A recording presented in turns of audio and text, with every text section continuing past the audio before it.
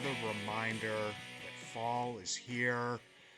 We're a few weeks into the NFL season. The leaves have started to change. There's a little bit of a chill in the air as I experienced sitting out on my back porch having my morning coffee. And now the Arizona Fall League kicks off today, not for the Scottsdale Scorpions, the team that the Pirates will be playing for this year, or I should say, the Pirates prospects will be playing for this year. Their first game is going to be Tuesday, October 8th. So, depending on when you listen to this, I mean, it could be underway at that point. I've seen some stuff out there. I mean, go watch the videos. I know that Jim Rosati put one out from North Shore 9. Go read the articles not only on MLB Pipeline, but I know that Anthony Murphy over at Bucks on Deck has highlighted not only the Pirates prospects that will be playing in the Arizona Fall Leagues, but some other prospects that he will be watching throughout this Fall League season. For anybody that is unfamiliar with the Arizona Fall League, basically you give certain players to these Fall League teams. Usually ranges between 7 and 9 players, more pitchers than position players, and you do send a coach with them. This is not an all-star team. This isn't, the top prospects within your organization. Sometimes those guys find their way onto the Fall League rosters, but it is not a prerequisite. They play around 30 games. The pitchers don't get a ton of innings. Even for the guys that are the starters, they're usually going, 2, maybe 3 innings max.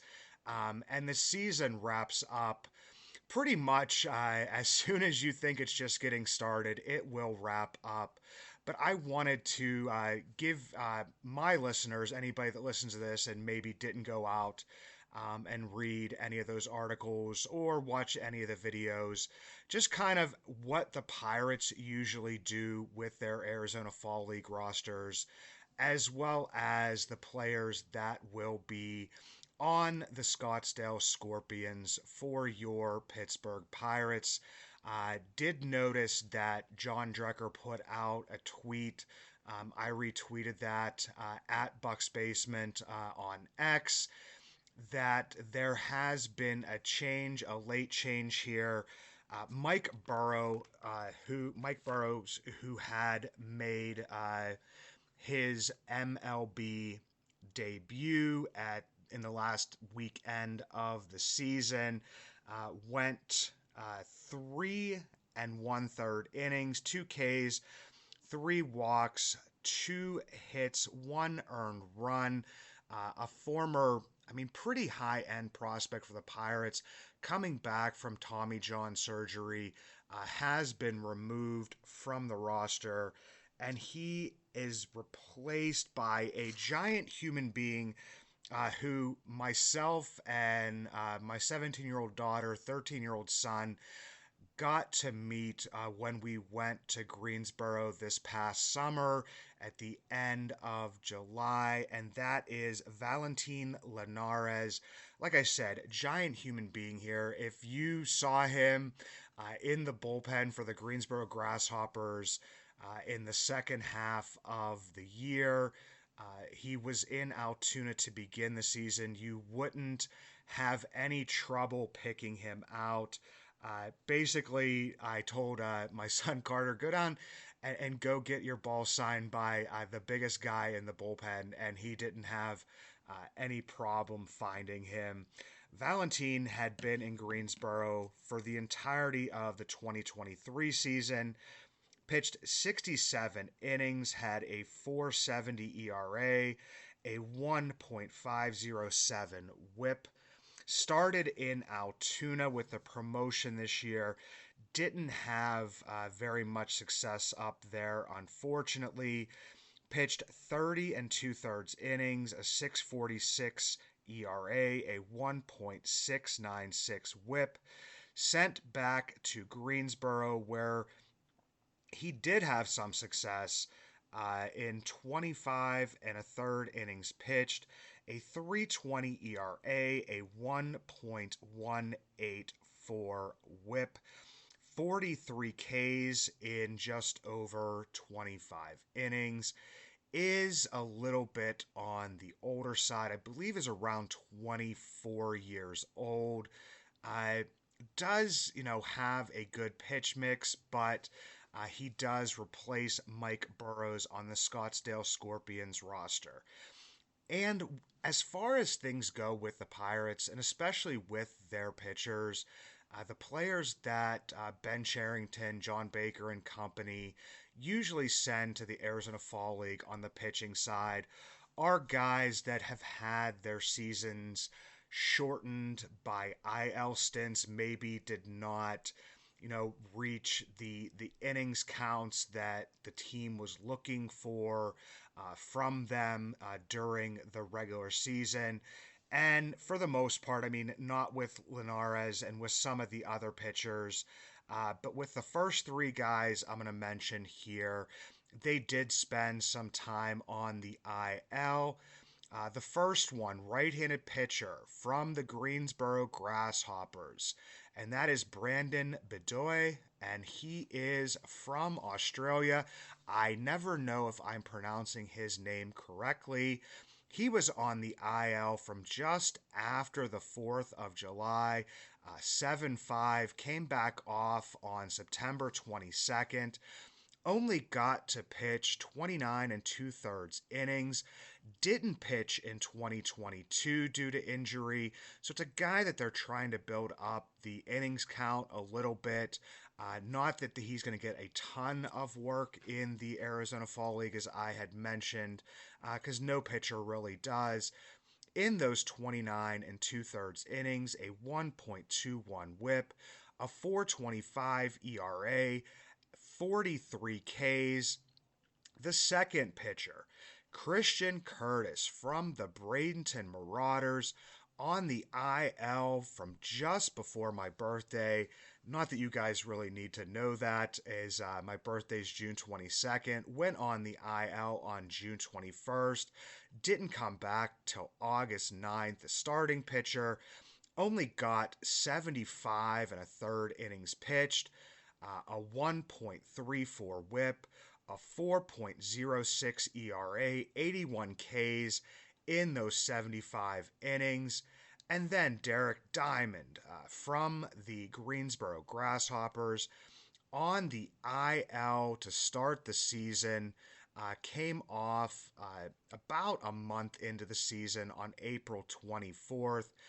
Got 95 and two-thirds innings under his belt, a 1.32 whip, a 4.80 ERA, 83 Ks. And then you have Eddie Yean. Eddie Yean, as everybody will know now and has probably heard a few times, read a few times, is the remaining piece from the Josh Bell trade with the Washington Nationals. Will Crow no longer with the team. Eddie Yean still with the team. A right-handed pitcher, relief pitcher, performed fairly well in Altoona this past season. 73 innings pitched, a 1.33 whip, a 3.45 ERA, 69 Ks. Did get better as the season went on. Eddie Yean heading to the Scottsdale Scorpions. And then the Pirates always send a catcher, because you have to have a catcher from your system, I believe, that is familiar with the pitchers that you're going to be sending as well. In this case, it is Giovanni Planchart. He was one of the catchers for the Greensboro Grasshoppers. Only got 212 plate appearances this past season. Not great numbers for him. A 233, 354, 320 slash line with 3 home runs. He's one of those organizational catchers, a good defensive catcher. He's going to be out there, receiving probably some backfield work with Bedoy, Curtis, Diamond, Yeen, and Linares. As far as the position players, these things go a little bit different as far as the position players are concerned. The Pirates usually give a guy a nod for the Arizona Fall League when they're looking for him to make adjustments as they're making their way or will be making their way up to the Double-A Altoona curve. In this case, this season for the Pirates, Tamar Johnson is going to be the main headliner, I would say, here for the Scottsdale Scorpions, for the Pittsburgh Pirates. He did, kind of get his season back on track in Greensboro. A lot of people at the beginning of the season, go back and listen to the Minor League News and Brews episode that I did, pretty much speaking as to why I believed it was a good idea for Tamar Johnson to start his season in Greensboro. Even myself did not believe that he would be in Greensboro for as long as he was. It's talking about giving a player a little bit of a runway to not only take off, but then also land on to have some success at a lower level. But Tamar did struggle mightily at the beginning of the season, was able to turn things around, ended up having almost 500 plate appearances, 487 plate appearances for the Greensboro Grasshoppers. Didn't see that really taking place. I know that there was a little bit of a narrative out there about, him staying down in Greensboro for, the first half of the season in order to secure the first half championship for the Greensboro Grasshoppers so they could make it to the Sally League playoffs. But he really, wasn't performing well. Ended up in Greensboro through those 487 plate appearances with a 238, 372, 385 slash line, 13 home runs. He did have, as he always has, a decent, strikeout to walk ratio, striking out a little bit more than, anybody would really want from him, but not terrible. 105 strikeouts, 78 walks, 13 home runs, got a cup of coffee, 57 plate appearances after his promotion to the Altoona curve, 229, 316, 396 slash line, 2 home runs, 11 Ks, 7 base on balls, a very small sample size. And as I had said, kind of using this Arizona Fall League to help him, continue to make that adjustment, seeing some more advanced pitchers, hopefully some, Double-A, Triple-A pitchers in what will be another really small sample size in the Arizona Fall League. And then you have Kervin Pichardo. We received him back from the Jackson Wolf trade, with Jackson Wolf going back to the San Diego Padres. He had 459 plate appearances in Altoona, /252, 306, 373, 11 home runs, 128 strikeouts to only 27 walks. Not a great season for Kervin, but looking to see if he can, maybe hopefully make some adjustments or, get some growth in the Arizona Fall League. And then Sammy Ciani, after starting what would be his third season with the Greensboro Grasshoppers, really hadn't, taken that step as a young player, but did come out of the gate strong in Greensboro 82 plate appearances, slashed 324, 402, 563, uh, 9 Ks, 10 walks, a home run. Sammy Ciani taking that step forward, and then got to see a decent amount of playing time in Altoona. 394 plate appearances, slashing 254, 352, 368, 5 home runs, 81 Ks, 35 walks. And once again, the same thing with Termar, is to maybe hopefully help him see some, more advanced pitching to, kind of make that transition to the Altoona curve, to kind of complete that transition and hopefully help him get off on the right foot as the 2025 season starts. The coach that the Pirates will be sending to the Scottsdale Scorpions is Casey Harms. He's going to be the hitting coach for the Scottsdale Scorpions, had been the hitting coach for the Florida Complex League in 2021. Myself and my family, I know that I talk about like autographs and different things that my kiddos get. My son got his baseball card signed when we were in Bradenton in 2022, I believe it was. He was the integrated baseball performance coach for the Bradenton Marauders in 2022 and 2023, and then was a bench coach for the Greensboro Grasshoppers in 2024. Every team that is assigned to whichever Arizona Fall League team it would be, you send a coach along. In the past, it's kind of been, based on maybe the type or, the players that we had been sending. If there was a certain pitcher being sent or certain pitchers being sent, the Pirates would, send a pitching coach.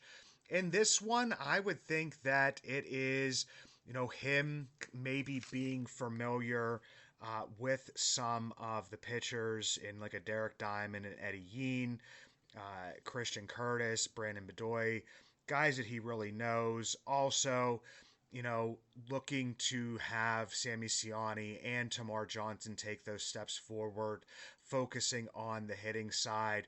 But those are your Pittsburgh Pirates prospects and a coach who will be heading to Arizona. Actually, they're probably already there. I know they're already there to start the games on October 8th. Like I said, go back, look at the videos, especially the one that Jim Rosati did, and then also follow along with Bucks on Deck Substack, Anthony Murphy, Nola Jeffy, and those guys doing a great job over there. And, check to see the streams to see if you can watch some of those games, and then also follow along in the box scores.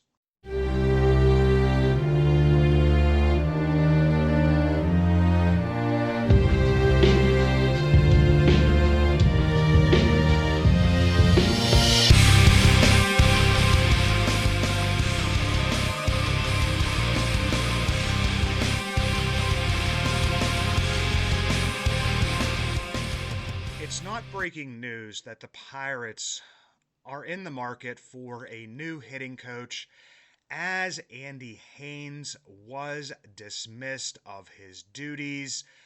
Something that myself and Scott at Pirate Takes discussed on the most recent episode of Bucks in the Basement. Go back and listen to that wherever you get your podcasts. But I've seen some articles out there as to, who should be in line to replace Andy Haynes. And one name that I see getting thrown around a decent amount that I kind of wanted to address a little bit, and that is Eric Munson, who is the hitting coach for the Indianapolis Indians, the Triple-A affiliate of your Pittsburgh Pirates. And I wanted to dive a little bit deeper into Eric Munson's history. I didn't really see him kind of as a replacement if Andy Haynes, was let go in the middle of the season, and even if he was let go right now, and it's no offense, to Eric, he has helped some players, kind of take those steps forward. But as the same thing that, people have the complaints about Andy Haynes as to, has he really helped a particular player? Give me, some specific examples. And, you really haven't been able to come up with anything. I haven't really been able to come up with anything. We maybe gave him a little bit of credit, with, what O'Neal Cruz was able to do against left-handed pitchers for the second half of the season. Maybe a little bit of, the steps forward that, Nick Gonzalez had taken, because he showed him a video of his hand placement before he sent him on his way this past offseason, not this offseason. And, there was an article written about that. So I don't know how much of that can go towards, what Andy Haynes did for Nick Gonzalez, what Eric Munson did for Nick Gonzalez. But there's really not enough of a track record of Indianapolis Indians hitters, kind of taking that step forward. And before I get into that, I just wanted to go back and just, what Eric Munson has done in his professional career. In 2013, he opened his own training facility, Gold Standard Athletics by Eric Munson. He was a coach for the 18U USA team. They won the gold medal in Taiwan right around that time. And then never really was a professional hitting coach until he was hired as the hitting coach for the Triple-A Indianapolis Indians in 2022. Has been there for 3 seasons. In his tenure with the Indianapolis Indians in 2022, and I look at OPS, everybody knows kind of what I look for within the minor leagues as far as the hitting side.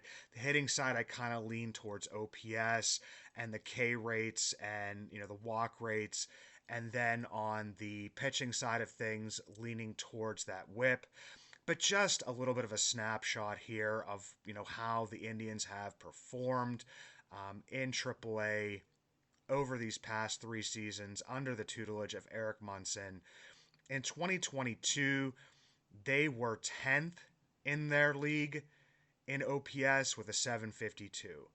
In 2023, they were 9th with an 800 OPS. In this past season in 2024, they were 6th, and that's, not in all of AAA. That's just in their specific league.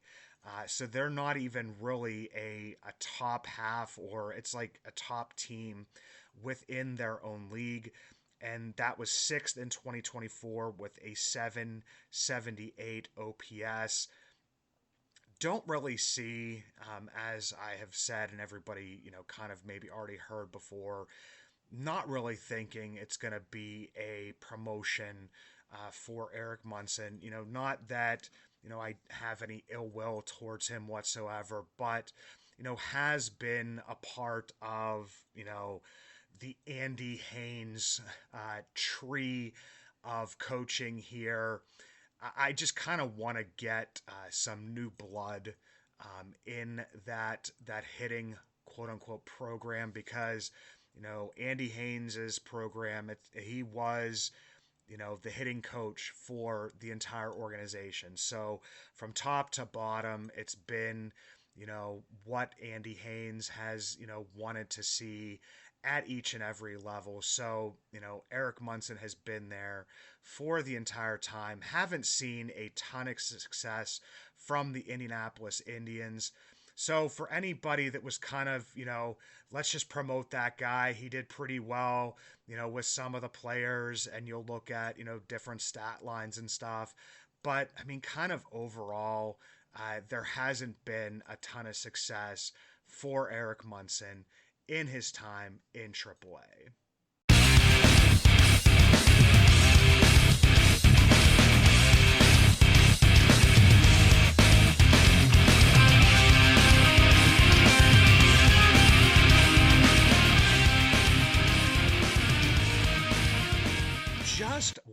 more thing that I wanted to touch on before I let everybody go. Gonna have a little bit of a beer discussion, not a beer review during this time. I'll tell you why in the beer review kind of section. But this is something that I am sure that I will be, delving a little bit more into as the off season progresses.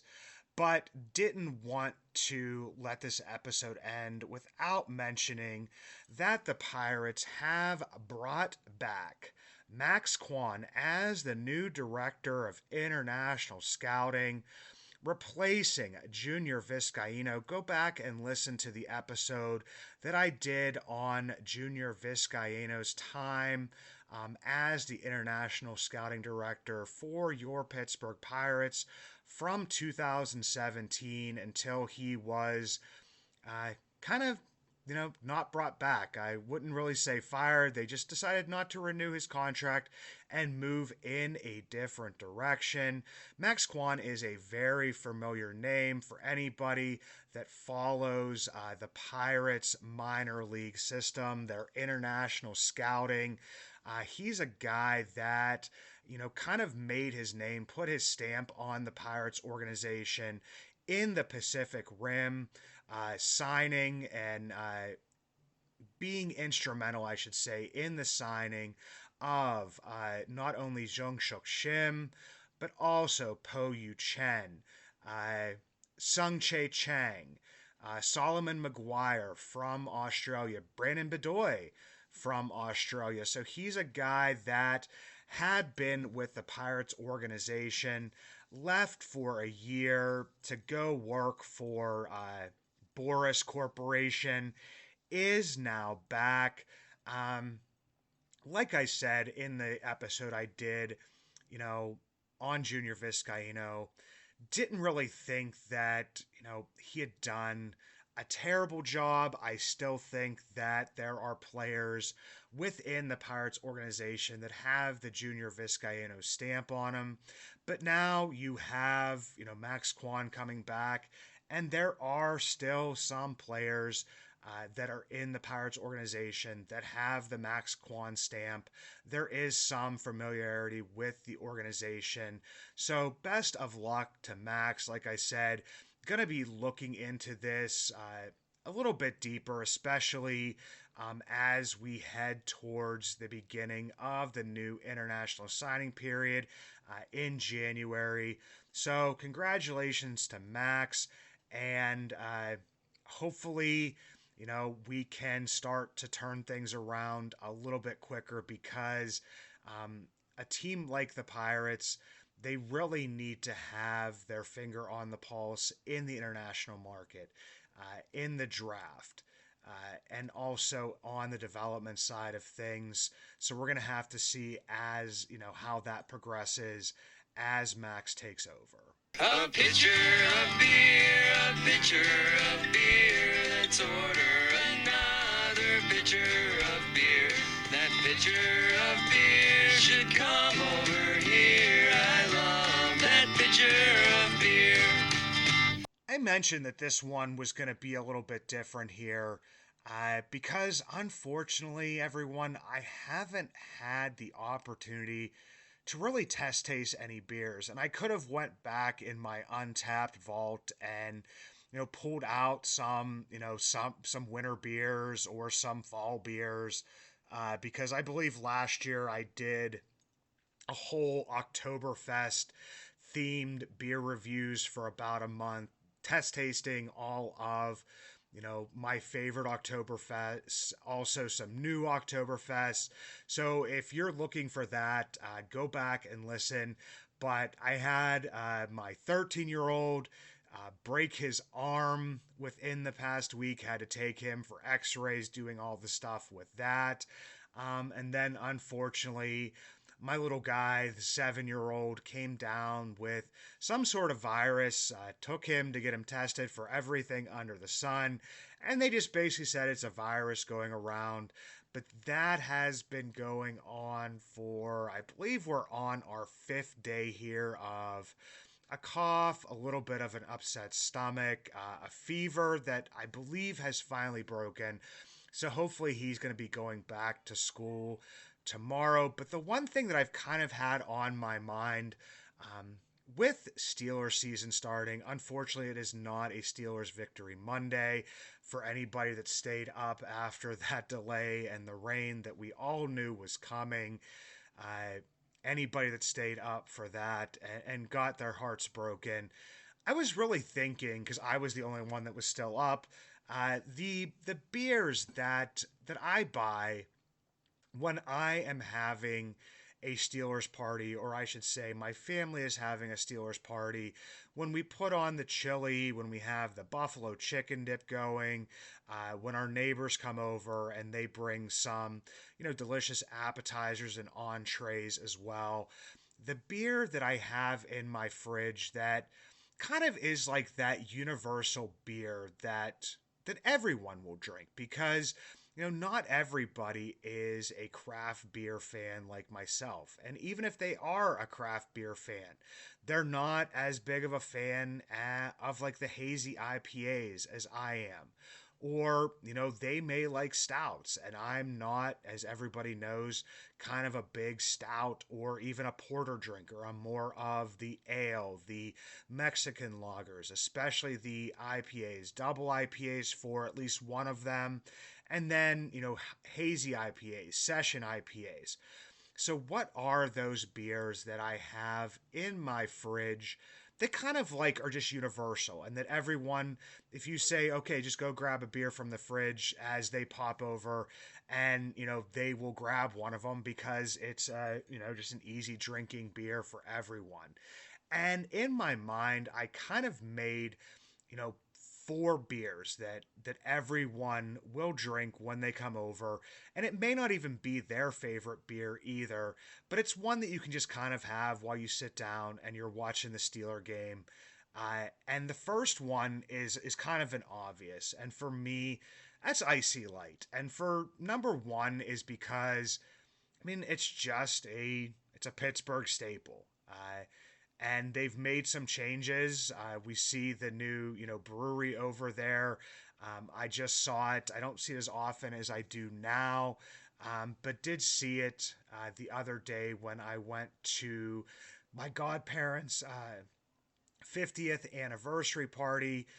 Congratulations on 50 years to Debbie and Louie, my godparents.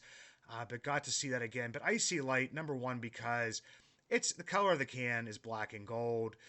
You can put it right in your koozie. That's usually a Steelers koozie for me. And everybody will grab an Icy Light. Number two, Yingling. I usually go for the Yingling Light, but the people that I have over for parties, for Steeler games, different stuff like that, they're more of the full flavored Yingling types. So I will get a Yingling. People will go down and grab that. For me, a little bit of a dark horse, and I always forget how delicious these beers are when I get them. And it was brought to my attention at that 50th anniversary party at the Marconi Club. Straub and Straub Light from St. Mary's, Pennsylvania. I had gone there a few times with family members. We used to have a camp up in that area when we would go fishing at the St. Mary's Reservoir. But Straub is probably my favorite of the local beers, the local light beer. And for some reason, I'll go and get one, and then I'll turn back to the Yingling, the Iron City, the Icy Light. But man, Straub is just an underrated beer. So if you haven't had one in a while, or if you've never had one before, go out, get yourself a Straub, get yourself a Straub Light, and really just enjoy it. And I think that anybody that comes to your house and goes down to the beer fridge, like I have one, and grabs a beer, they will be pleasantly surprised. And the last one for me is PBR. PBR me ASAP. And for me, that just kind of holds the PBR, just holds a place in my heart, in my memory bank. And it's a conversation piece because, whenever I've gotten it for, like I said, a game or, a party or something, people will always say, I can't believe you got PBR, and we'll have a nice little laugh. But hopefully, guys, I will be able to taste test some beers before the next one comes out, the next minor league news and brews.